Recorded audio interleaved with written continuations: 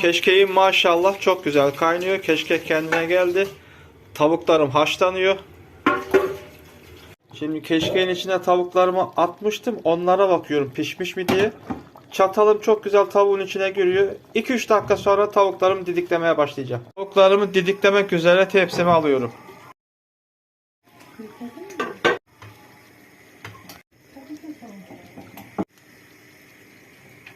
Kardeşim Bayram, ben keşkek yemem, bana çubuk makarna yapar mısın dedi. Yaparız tabii.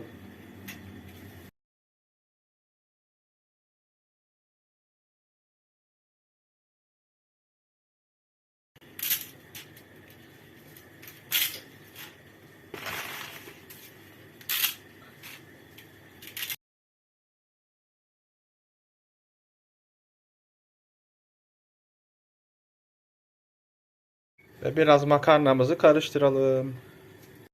Keşke